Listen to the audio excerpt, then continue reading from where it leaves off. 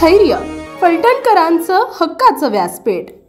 विधान परिषदेचे माजी सभापती तथा विद्यमान आमदार श्रीमंत रामराजे नाईक निंबाळकर यांच्यामुळे फलटण तालुक्यातील रस्त्यांसाठी तब्बल 208 कोटी रुपयांचा निधी मंजूर झालाय। यामध्ये वारुगड पासून ते फलटण तालुक्यातील आसू आणि सोलापूर जिल्ह्यातील कुरबावी पर्यंत संपूर्ण रस्ता बनण्यासाठी हा निधी मंजूर करण्यात आलाय। यामध्ये संपूर्ण रस्ता हा सिमेंट कॉन्क्रीटचा रस्ता बनवण्यात येणार आहे, अशी माहिती फलटणचे आमदार दीपक चव्हाण यांनी दिली आहे। पाहुयात काय म्हणालेत आमदार दीपक चव्हाण।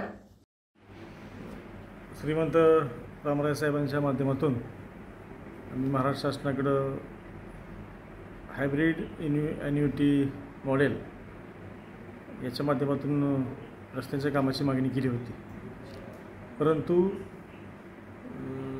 त्याऐवजी जो आमचा वारुगड, गिरवी, निरगुडी, फलटण, धुळदेव, राजाळे, आसू व कुरबावी सोलापूर हद्दीपर्यंत हा रस्त्याला Maharashtra state infrastructure development corporation, सार्वजनिक बांधकाम विभाग, महाराष्ट्र स्टेट यांच्या अंतर्गत मंजुरी मिळाली आणि मंजुरी आचारसंहितेपूर्वीच मिळाली।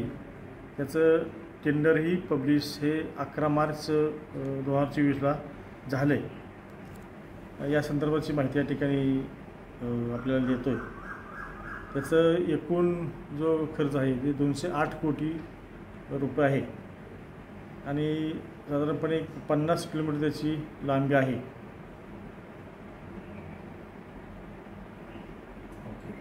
रस्त्याचं पूर्णपणे म्हणजे कॉन्क्रीटीकरण होणार आहे आणि रस्त्याची रुंदी 7 मीटर अशी आहे। त्यामुळे निश्चितपणे आपलं बऱ्याच दिवसापासून जो रस्ता लोकांची मागणी होती, जवळजवळ 50 किलोमीटरचं अंतर वारुगड ते कुरबावी म्हणजे सोलापूर हद्दीपर्यंत या रस्त्याचं पूर्णपणे कॉन्क्रीटीकरणचं काम होणार आहे आणि हे काम रामराजे साहेबांच्या माध्यमातून, महाराष्ट्र शासनाच्या माध्यमातून हे काम आता मंजुरी मिळाली। आता आचारसंहिता असल्यामुळे ते काम थोडंसं ते एक्सटेंड होईल। त्यानंतर ते आचारसंहिता झाल्यानंतर त्याचं वर्क ऑर्डर निघेल आणि नंतर ते काम सुरू होईल, पण त्याला मंजुरी आचारसंहितेच्या पूर्वी मिळाली आहे। या कामाची माहिती आपल्याला या ठिकाणी दिली। आपल्या परिसरातील ताज्या आणि महत्त्वाच्या बातम्या पाहण्यासाठी स्थैर्य न्यूज चॅनलला YouTube वर सबस्क्राइब करा आणि बेल आयकॉन प्रेस करा।